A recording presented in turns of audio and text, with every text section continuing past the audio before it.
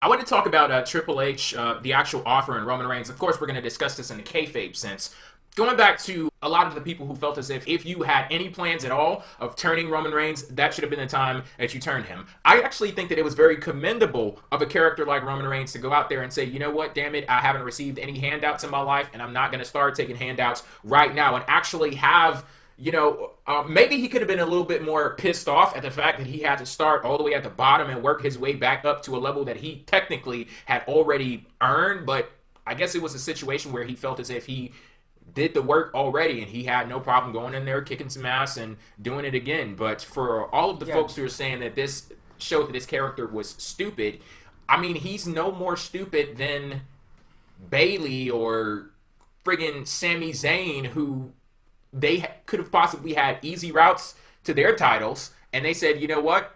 I'm not going to do it that way. What I'm going to do is stick to my guns, and I'm going to be the person that I always was, me and my virtue, my morals, my beliefs, and I'm going to ride that wave to success. And they ended up being successful. I guess that question remains for Roman Reigns, though. yeah. I think anyone who's saying that Reigns should have turned heel on that night is kind of missing the whole storytelling thing a little bit because that would be an The journey. anticlimactic.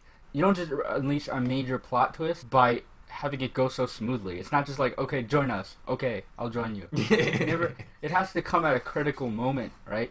It has to come when Yeah. something's on the line for either that person or a person or the protagonist. In this case, maybe it'll be Dean Ambrose.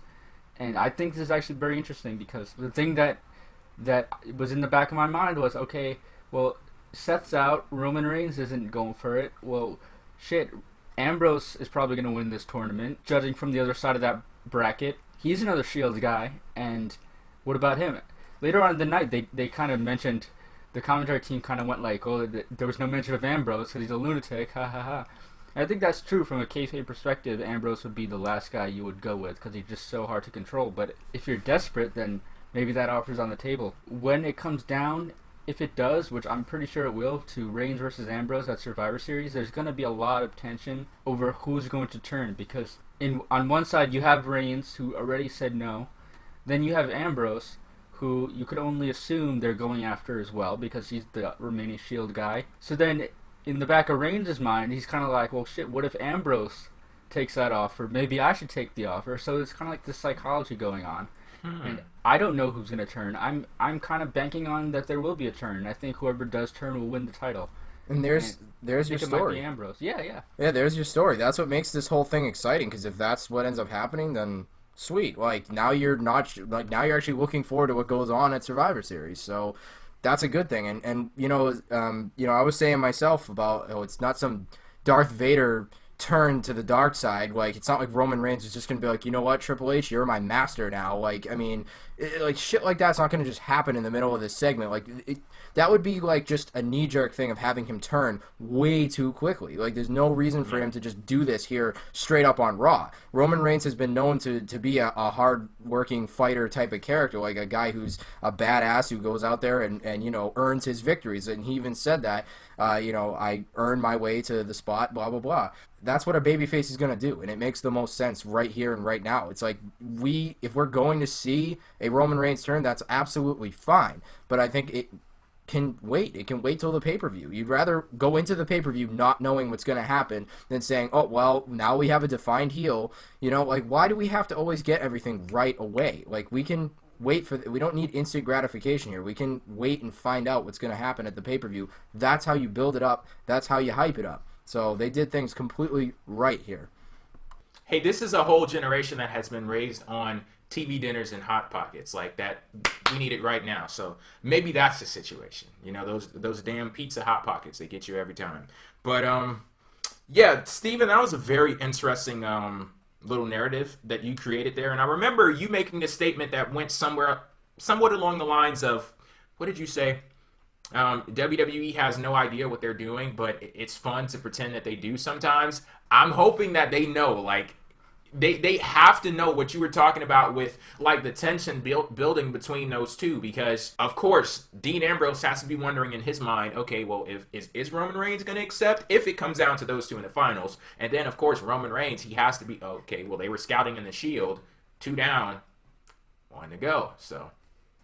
Yeah, and I think this is a case where they actually do know what they're doing, because usually when they go into panic mode, they kind of know what they're doing. And right now they're in panic mode because Seth is injured. They got to come up with something. I think that what they're going for is a swerve. It's going to be either Roman or Dean. I honestly don't know which one it's going to be who turns, but I'm almost positive one of them is going to turn. I don't think it's going to be like a friend versus friend match and it just stays that way. And I think we're going to see more of that once. Actually, never mind, because I guess the tournament.